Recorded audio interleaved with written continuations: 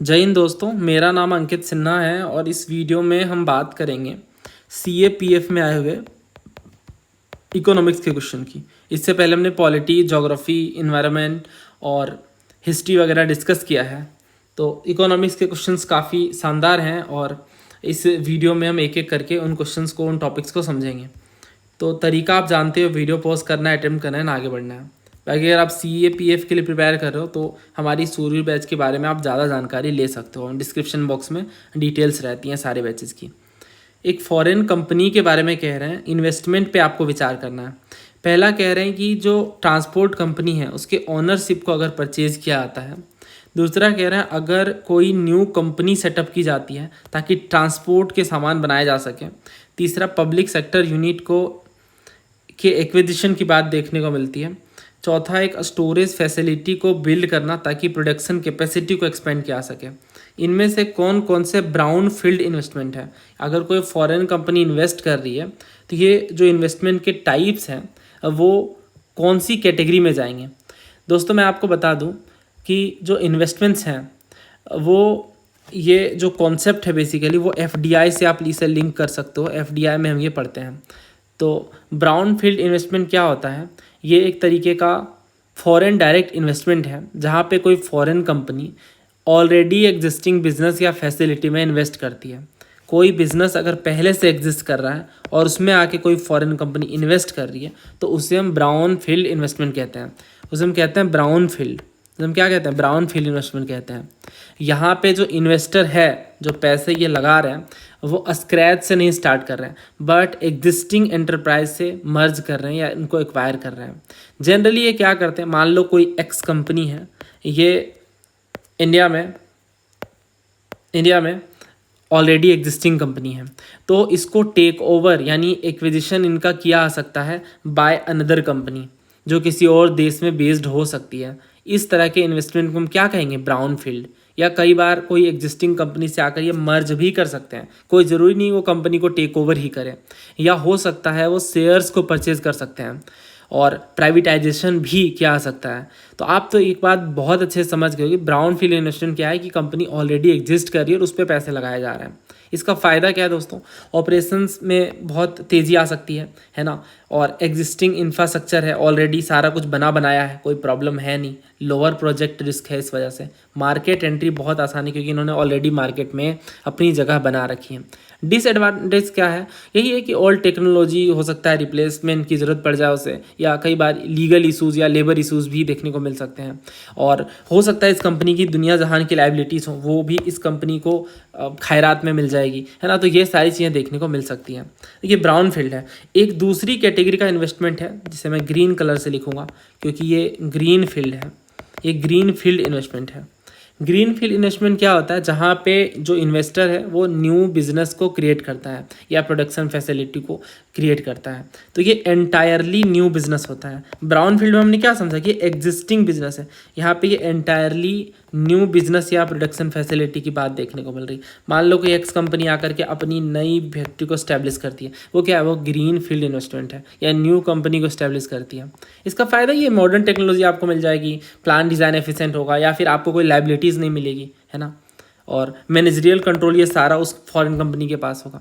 But नुकसान तो है दोस्तों, इनिशियल इन्वेस्टमेंट काफ़ी ज़्यादा लग सकती है ना, क्योंकि आपको सारे पैसे स्टार्टिंग से सेटअप करने हैं, है ना। और प्रोडक्शन स्टार्ट होने में डिले भी हो सकता है। कई बार लैंड एक्विजिशन अप्रूवल में बहुत प्रॉब्लम्स भी आती हैं। तो ये सारी बातें हैं। तो बहुत ही आसान से ये शब्द हैं, अगर आपको पता है तो आसान है, अदरवाइज़ फिर मुश्किल है। और ऐसे क्वेश्चंस जो टर्म्स वाले होते हैं उनको ध्यान से पढ़ना ज़रूरी है क्योंकि सिविल सर्विसेज में ऐसे टर्म्स वाले क्वेश्चन हर साल इकोनॉमिक्स के अंदर देखने को मिलते हैं। यहाँ पे क्या है सही? पहला बिल्कुल सही है क्योंकि एक ट्रांसपोर्ट कंपनी यानी ये पहले से एग्जिस्ट कर रही है, उनको ओनरशिप को परचेज करने की बात है, तो इस वजह से पहला तो आंसर में आएगा। दूसरा कह रहे हैं एक न्यू कंपनी बनाना, तो न्यू कंपनी बनाने को क्या कहते हैं? ग्रीन फील्ड कहते हैं। देखिए मैं फिर से ग्रीन कलर से लिखता हूँ, ग्रीन फील्ड कहते हैं। ठीक है, देखिए सेकेंड तो होगा नहीं, इसे मैं हटा देता हूँ, इसे भी हटा देता हूँ, इसे भी हटा देता हूँ, तो आंसर क्या है? C। ठीक है, तो एलिमिनेशन से आप सॉल्व कर सकते हो। PSU का एक्विजिशन मतलब टेक ओवर करना, यानी इस वजह से ये क्या है? ये ब्राउन फील्ड है ना कि ग्रीन फील्ड। चौथा कह रहे हैं एक स्टोरेज फैसिलिटी को बिल्ड करना ताकि प्रोडक्शन कैपेसिटी को आप एक्सपेंड कर पाओ। तो ये तो आप ऑलरेडी एग्जिस्टिंग तो है नहीं, ये तो न्यू इनिशिएटिव है। तो न्यू इनिशिएटिव के लिए हम क्या कहते हैं, न्यू इनिशिएटिव के लिए हम कहते हैं ग्रीन फील्ड। ठीक है, तो ये भी ग्रीन फील्ड है, तो इस वजह से आंसर होगा सी। नेक्स्ट क्वेश्चन देखिए, वेज एंड मीन्स एडवांस के ऊपर है और इसमें 4 स्टेटमेंट दिए गए हैं। पहला आप वीडियो पॉज करके अटेम्प्ट करिए और ये इसके ऑप्शंस हैं। पहला कह रहे हैं कि WMA is a provision in which the RBI provides long term loans to the state government, union territories के गवर्नमेंट और सेंट्रल गवर्नमेंट। दूसरा कह रहे हैं ये एक प्रोविजन है जिसमें RBI शॉर्ट टर्म लोन्स देता है। दोस्तों अगर आप देखो यहाँ पे लॉन्ग टर्म लोन कह रहे हैं, यहाँ पे शॉर्ट टर्म लोन कह रहे हैं। मैंने आपको सिखाया है एक साथ 2 बातें सही नहीं हो सकती। अगर किसी ऑप्शन में 1 और 2 है तो हम उसे एलिमिनेट कर सकते हैं, बट यहाँ पे नहीं है। तीसरा कह रहे हैं ये इंट्रोड्यूस हुआ 1997 में। चौथा कह रहे हैं जो RBI चार्ज करती है इंटरेस्ट रेट को इस पर्टिकुलर WMA के लिए, यानी वेज एंड मीन्स एडवांसेस के लिए, ये सेम होता है बैंक रेट की जैसे। 2 टर्म्स आपको पता होना चाहिए कि बैंक रेट और रेपो रेट में क्या फ़र्क है। बैंक रेट और रेपो रेट में क्या फ़र्क है, बैंक रेट और रेपो रेट। तो जैसा कि आप जानते हो रेपो रेट क्या है, जिसमें जो RBI है वो मनी लैंड करती है कमर्शियल बैंक को। RBI मनी लैंड करती है कमर्शियल बैंक्स को, है ना। और ये होता है GSEC के बदले, गवर्नमेंट सिक्योरिटीज़ के बदले, क्योंकि कोलेट्रल रखा जाता है गवर्नमेंट सिक्योरिटीज़ को। बट बैंक रेट क्या है, बैंक रेट में RBI मनी लैंड करी कमर्शियल बैंक को बिना कोलेट्रल के।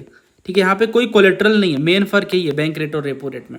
और ये जनरली होता है लॉन्ग टर्म बोरोइंग के लिए, तभी तो इसमें आप देखो तो कोलेट्रल की बात नहीं देखने को मिलती है। तो ये लॉन्ग टर्म बोरोइंग के लिए है। ठीक है, लॉन्ग टर्म बोरोइंग है ये, बट ये शॉर्ट टर्म बोरोइंग के लिए है। क्यों? क्योंकि इसमें रीपर्चेज इन्वॉल्व है। रेपो का मतलब क्या होता है, रीपर्चेज यानी बैंक सिक्योरिटीज को सेल करती हैं RBI को, एंड ये एग्री करते हैं कि वापस से वो उस चीज़ को खरीद लेंगे। तो ये मेन डिफरेंस है इसमें। तो यहाँ पे आप समझ लो ये लॉन्ग टर्म की बात करते हैं, शॉर्ट टर्म की बात करते हैं। तो ये मॉनेटरी पॉलिसी टूल का डे टू डे लाइफ का पार्ट नहीं है, बट ये प्राइमरी मॉनेटरी पॉलिसी टूल का पार्ट है। यहाँ पे आप देखो ये कह रहे हैं सेम होता है बैंक रेट के जैसा WMA। क्या ये बात सही है? तो बैंक रेट क्या है, बैंक रेट ये है कि जिसमें जो बोरोइंग है बैंक की वो होती है RBI से। ठीक है, तो RBI से उधार लेता है बैंक, RBI से उधार लेता है बैंक रेट में, बिना सिक्योरिटीज़ के मेन फ़र्क यही है। और यहाँ पे आप WMA में देखो तो ये क्या कह रहे हैं, तो ये कह रहे हैं सेम है बैंक रेट के, बट ये बात क्या है, गलत है। ये सेम है रेपो रेट के। रेपो रेट और WMA का जो परसेंटेज है वो सेम होता है। तो अब मैं आपको WMA के बारे में समझा देता हूँ। WMA मतलब है वेज एंड मीन्स एडवांसेस, नाम से समझने की कोशिश करते हैं। ये शॉर्ट टर्म एडवांसेस हैं ताकि अगर रिसीट और पेमेंट में जो टेम्प्रोरी मिसमैचेस हैं उस चीज़ को कवर किया जा सके। ये कोई लॉन्ग टर्म लोन नहीं है, ये कोई लॉन्ग टर्म लोन नहीं है। ठीक है, लॉन्ग टर्म लोन नहीं है, इस वजह से यहाँ पे बैंक रेट का नहीं यूज किया जाता है, रेपो रेट के परसेंटेज को देखा जाता है। आप ऐसे समझो दोस्तों, ये RBI ने short term credit facility provide करी है बैंकों को, सेंट्रल गवर्नमेंट को और स्टेट गवर्नमेंट को। तो ये मेन डिफरेंस है। सेंट्रल गवर्नमेंट जैसा कि आप जानते हो काफ़ी सारे खर्चे करते, डेफिसिट हो जाता है, घाटा हो जाता है। उस चीज़ को मैनेज करने के लिए शॉर्ट टर्म के लेवल पे WMA प्रोवाइड किया जाता है RBI के द्वारा। समझ गए ना। तो यहाँ पे आप क्या समझ रहे हो कि ये स्टेट गवर्नमेंट, यूनियन टेरिटरीज की गवर्नमेंट, सेंट्रल गवर्नमेंट को लोन दिया जाता है। RBI लोन प्रोवाइड करती है, RBI लोन प्रोवाइड करती है गवर्नमेंट्स को। मेन बात आपको यही ध्यान रखनी है WMA में। और ये हाँ, ये बात सच है कि ये 1997 में इंट्रोड्यूस हुआ है। तो ये क्वेश्चन पहले भी पूछा गया है। अगर आप देखो 2022 में JKPCC की हमने एनालिसिस की थी, उसमें भी पूछा गया ये कि फैसिलिटी है for both the central state to borrow from RBI। तो अभी हमने पढ़ा दोस्तों, स्टेट गवर्नमेंट, सेंट्रल गवर्नमेंट और यूनियन टेरिटरीज के गवर्नमेंट उधार ले सकते हैं वेज एंड मीन्स एडवांसेस में। इसमें जो परसेंटेज होता है वो रेपो रेट के इक्वल होता है और ये शॉर्ट टर्म मिसमैचेस को मैनेज करने के लिए ले आता है। अगर आप दूसरा देखो, ये कह रहे हैं purely to help them to tide over long term mismatches. नहीं, लॉन्ग टर्म मिसमैचेस के लिए WMA काम नहीं आता। तो इस वजह से दूसरा गलत है, आप हटा दोगे। ये हट गया, ये हट गया, ये हट गया। आंसर है C 1 और 3। और इंटरेस्ट रेट क्या होता है, रेपो रेट के इक्वल होता है। WMA का इंटरेस्ट रेट क्या होता है, रेपो रेट के इक्वल होता है। तो यहाँ पे आप देखो तो स्टेटमेंट सारे मैच कर जाते हैं। अगर आप यहाँ पे पढ़ो WMA का परसेंटेज क्या होता है रेपो रेट के इक्वल, तो आप आसानी से चौथा वाला हटा सकते थे। और जैसे ही आप एलिमिनेट करते ये हट जाता, फिर बस आपको ये चेक करना था सेकेंड वाला जो कि सही है। तो आंसर यहाँ पे आ जाता निकल कर C। है ना, बहुत ईजिली सॉल्व हो जाता है ये। तो दूसरा और तीसरा सही है, पहला भी गलत है क्योंकि लॉन्ग टर्म की बात कर दी गई है तो उसे आप हटा दोगे। तो दोस्तों यहाँ पे चीज़ें लिंक्ड है, अगर शॉर्ट टर्म लोन है तभी तो रेपो रेट के परसेंटेज के इक्वल है, दोनों बातें आपस में जुड़ी हुई हैं। आई होप अगर WMA पे क्वेश्चन आता है तो आप आसानी से सॉल्व कर सकते हैं। अभी इसी पर्टिकुलर टॉपिक से जुड़ा हुआ एक और क्वेश्चन पूछा गया है, उसे भी हम लोग सॉल्व करते हैं।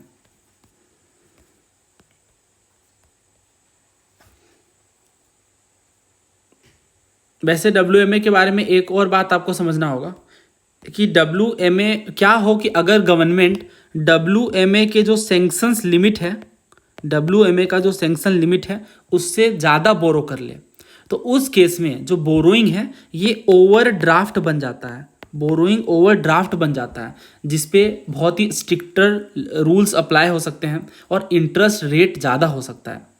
समझ गए ना। मान लो कुछ भी लिमिटेड है, लेट सपोज 10 रुपीज़ यहाँ पे ये लिमिट रखी गई और अगर गवर्नमेंट ने 12 रुपीज़ बोरो कर लिया तो उस केस में ये ओवर ड्राफ्ट में चला जाएगा।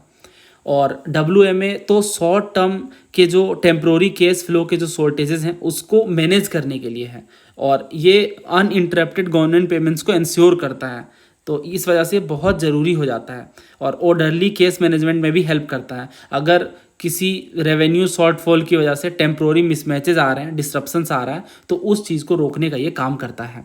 और ये शॉर्ट टर्म एडवांसेस हैं जो RBI प्रोवाइड करता है सेंट्रल और स्टेट गवर्नमेंट्स को, ताकि टेम्प्रोरी मिसमैचेस को कम किया जा सके बिटवीन रिसीट एंड एक्सपेंडिचर।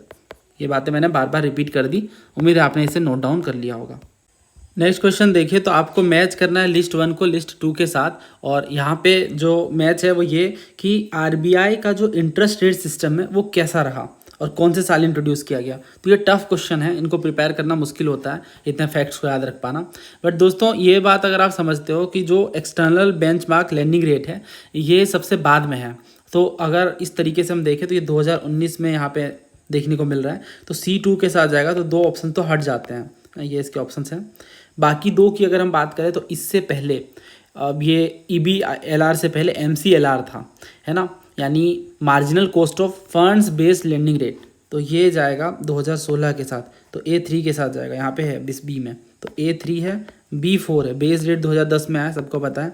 इसके बाद एक्सटर्नल बेंचमार्क लेंडिंग रेट ये 2019 में, और बेंचमार्क प्राइम लेंडिंग रेट ये आया है 2003 में, ठीक है। तो यहाँ पे C जो है 2 के साथ और D जो है वो 1 के साथ जाएगा।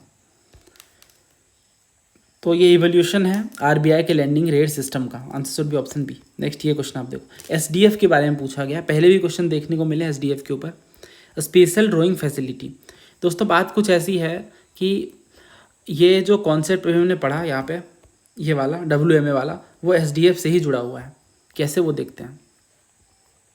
पहला कह रहे हैं शॉर्ट टर्म लोन्स की बात करता है, और दूसरा कह रहे हैं कि ये इंटरेस्ट रेट जो RBI चार्ज करती है वो सेम होता है रेपो रेट के, और तीसरा कह रहे हैं कि ये स्टेट गवर्नमेंट अवेल कर सकती है जब नॉर्मल WMA लिमिट ख़त्म हो जाए तब। दोस्तों जब गवर्नमेंट को पैसे कम पड़ जाए शॉर्ट टर्म बेसिस पे, तो उस केस में SDF यानी स्पेशल ड्राइंग फैसिलिटी के थ्रू ये लोन ले सकते हैं। बट दोस्तों ये केवल स्टेट गवर्नमेंट के लिए है या फिर वो यूनियन टेरिटरीज जिनमें लेजिस्लेचर्स हैं, ठीक है, ये बस उनके लिए है। और SDF से भी जब काम ना बने तो ऑप्शन है WMA का, वेज एंड मीन्स एडवांस का, जिसके बारे में हमने लास्ट स्लाइड में पढ़ा। इसमें स्टेट और सेंट्रल दोनों गवर्नमेंट ले सकते हैं लोन, और इसमें जो परसेंटेज है वो रेपो रेट की परसेंटेज रहती है। बट SDF में क्या है, रेपो से 1% कम रहता है ब्याज का दर। सिंपल सी बात है ना, ये वाला एग्जॉस्ट कर लिया आपने जब आप WMA में गए हो, तो यहाँ पे परसेंटेज तो ज़्यादा चार्ज की जाएगी। देन अगर WMA से ही बात ना बने तो ओवर ड्राफ्ट का भी ऑप्शन रहता है। बट ओवर ड्राफ्ट में क्या है, स्टेट और सेंट्रल गवर्नमेंट लोन ले सकती है, बट रेपो से 2 से 5% ज़्यादा पे करना पड़ेगा, ठीक है। ये पूरा आप RBI की वेबसाइट में जाओगे तो उन्हें सारा लिस्टिंग बता रखा है कि 2% कब लगेगा या उससे ज़्यादा कब लगेगा। बट हमें वो नहीं समझना, हमें बस ये समझना है कि ओवर ड्राफ्ट में ज़्यादा परसेंटेज चार्ज किया जाएगा। अगर आप यहाँ पे देखो दोस्तों, ये कह रहे हैं it can be avail by the state government only after exhausting the normal WMA limit. उल्टा कह दिया गया है, नहीं, पहले SDF है तब WMA है। ये कह रहे हैं WMA में जब खत्म हो गया आप पैसे तब एग्जॉस्ट करने के बाद SDF में जाओगे, उल्टा कह दिया उन्होंने, SDF एग्जॉस्ट होगा तब WMA में जाओगे। तो ये हट गया, ये हट गया, और ये हट गया, answer is B 1 only. Second आप देखो कह रहा है आरबीआई रेपो रेट के सेम है, नहीं रेपो रेट के सेम तो WM में है, SDF तो रेपो रेट से 1% कम रहता है यूजुअली, तो सेकेंड इस वजह से गलत है। तो जो पहला कह रहे it makes provision of short term loan by RBI to the state government against government security, ये बात बिल्कुल सही है। आंसर क्या है? One only P. Which of the following systems has been adopted by the Government of India to improve cash management, reduce idle balance, enhance transparency, and strengthen expenditure efficiency as a major public financial management system reform? तो इसमें कह रहा है ना कि कौन सा तरीका ऐसा है, कौन सा सिस्टम ऐसा है जो गवर्नमेंट ऑफ इंडिया यूज़ करती है जिससे कैश मैनेजमेंट को बेहतर किया जा सके, जो पड़े हुए बैलेंस हैं, जो आइडल बैलेंस है उनको कम किया जा सके, और जो ट्रांसपेरेंसी है उसे ज़्यादा बढ़ाया जा सके, और एक्सपेंडिचर एफिशिएंसी यानी जो पैसे खर्च हो रहे हैं उसको सही तरीके से मैनेज किया जा सके। और ये पार्ट है कि इसका public financial management system reform का। तो इसमें 4 हैं, अगर आप ध्यान, ये भी टर्म बेस्ड क्वेश्चन है। पहला कह रहा है पेपर बेस्ड क्लियरिंग सिस्टम, दूसरा कह रहा है decentralised account management system, just in time fund release system, और चौथा कह रहा है asset management and tracking system. दोस्तों नाम से अगर हम डिकोड करने की कोशिश करें तो क्या कुछ आइडिया लगता है? पहला जो है वो पेपर बेस्ड क्लियरिंग सिस्टम है, नहीं ये नहीं होगा आंसर।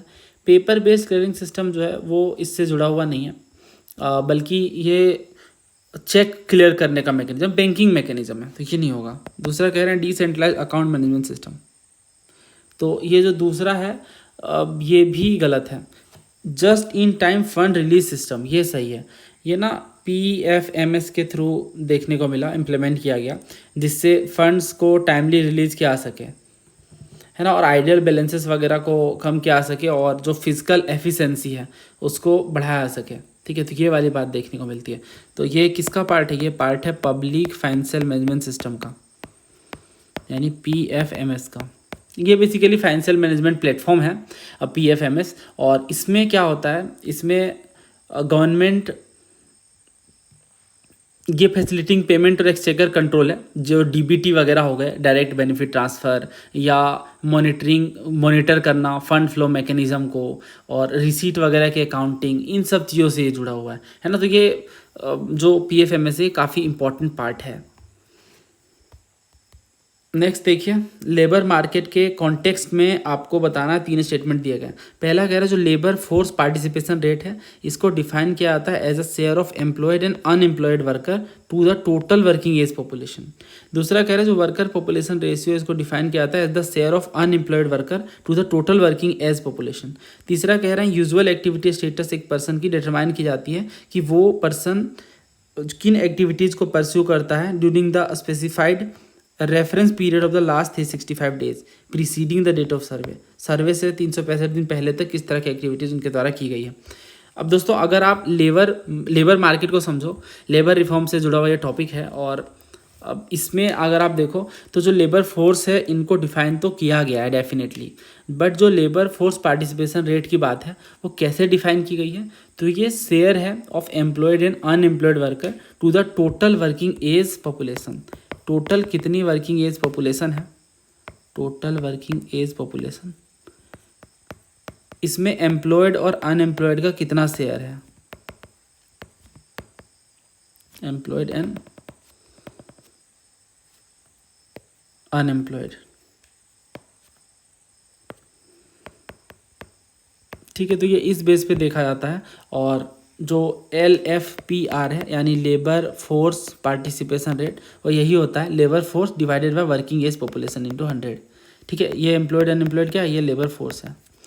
तो इसमें दोनों एम्प्लॉयड और अनएम्प्लॉयड दोनों तरह के लोग शामिल हैं। दोस्तों इस बात को बहुत अच्छे से समझो, लेबर फोर्स में दोनों तरह के लोग शामिल हैं, एम्प्लॉयड और अनएम्प्लॉयड दोनों, टोटल वर्किंग एज पॉपुलेशन में से।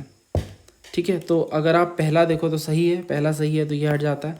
दूसरा कह रहे हैं वर्कर पॉपुलेशन रेशियो, ये डिफाइन किया था अनएम्प्लॉयड वर्कर के साथ, तो ये बात गलत है। जो WPR है यानी जो वर्कर पॉपुलेशन रेशियो है ये क्या होता है? अब नाम में समझो ना, क्या लिखा है वर्कर, तो वर्कर कौन होंगे? अनएम्प्लॉयड लोग वर्कर होंगे क्या? नहीं ना, तो ये हटा दो आप, है ना, तो बस 2 ही बचता है। तो ध्यान, वहाँ कॉमन सेंस बहुत इंपॉर्टेंट होता है। अगर आप वर्कर पॉपुलेशन रेशियो की बात करो तो ये क्या होता है? Number of employed person, number of employed person divided by working age population. Working age population कितनी है और उसमें से एम्प्लॉयड लोग कितने हैं, इसी रेशियो को हम कहते हैं वर्कर पॉपुलेशन रेशियो, ठीक है, इसमें अनएम्प्लॉयड लोग शामिल नहीं है, तभी तो ये वर्कर पॉपुलेशन रेशियो का पार्ट है। उसके बाद कह रहे हैं जो यूजुअल एक्टिविटी स्टेटस एक पर्सन को लास्ट 365 देखा जाता है। ये बात सही है, सर्वे में यही चीज़ देखने को मिलती है ना, लास्ट 365 डे का रेफरेंस पीरियड देखा जाता है प्रीसीडिंग द सर्वे। तो ये कुछ बात है जो आपको समझनी है। लेबर फोर्स में दोनों लोग आते हैं, एम्प्लॉयड अनएम्प्लॉयड। LFPR यानी लेबर फोर्स पार्टिसिपेशन रेट, तो इसमें क्या आता है कि वर्किंग एज पॉपुलेशन कितनी है और लेबर फोर्स कितना है, तो labour force divided by working age population, ये देखते हैं। और WPR क्या है, तो एम्प्लॉयड लोग देखते हैं, क्योंकि यहाँ पे नाम में ही वर्किंग है, तो वर्किंग के लिए ही है, तो एम्प्लॉयड वर्कर्स देखे जाते हैं इसमें। और ये वाली जो बातें हैं वो आपको समझनी है। अगला देखिए, एक इंडेक्स के बारे में सवाल है, ग्लोबल इनोवेशन इंडेक्स क्या है। इसमें 4 स्टेटमेंट है और आपको बताना है कौन सा करेक्ट है। पहला कह रहे हैं ये 2007 में लॉन्च हुआ। तीसरा कह रहे हैं 81 रैंक थी 2015 में, अब 38 हो गई। तीसरा कह रहे हैं कि इंडिया, बांग्लादेश और इंडोनेशिया टॉप 3 इनोवेशन इकोनॉमीज है in the category of lower middle income group as per the global innovation index report. चौथा कह रहे हैं फ्रांस, जर्मनी और जो USA है ये टॉप 3 इनोवेशन इकोनॉमीज हैं in the category of high income group as per the global innovation index report. तो ये जो अपना रिपोर्ट है GII global innovation index report, ये 2007 में लॉन्च हुआ था और ये करेंटली पब्लिश करता है कौन, वर्ल्ड इंटेलेक्चुअल प्रॉपर्टी ऑर्गेनाइजेशन। ध्यान रखना, ये हमने पढ़ा है, ये सारे जो हमने इंडेक्सेस वगैरह पढ़े हैं। तो उसके बाद कह रहे हैं कि इसकी रैंकिंग इतनी अच्छी हुई है, 81 से ये 38 हो गई, ये बात सही है। तो दूसरा सही है और पहला भी सही है। तीसरा कह रहे हैं कि इसमें इंडिया, बांग्लादेश, इंडोनेशिया शामिल है, नहीं, इसमें इंडिया, वियतनाम, फिलीपींस वगैरह है, ठीक है, वियतनाम और फिलीपींस है, बांग्लादेश नहीं है टॉप 3 में। तो इस वजह से आप इसे हटा दो तीसरा को, तो ये हट गया, ये हट गया, ये हट गया, आंसर बचा A 1 और 2। चौथा भी गलत है, कह रहे हैं फ्रांस, जर्मनी और USA टॉप 3, नहीं, टॉप 3 कौन है, वही होंगे अपने स्विट्जरलैंड, स्वीडन वगैरह है ना, स्विट्जरलैंड है, स्वीडन है, तो इस वजह से इसमें फ्रांस, जर्मनी नहीं है, तो ये भी हट जाता है। आंसर क्या होता है 1 और 2। तो ये कौन सा इंडेक्स है, ग्लोबल इनोवेशन इंडेक्स।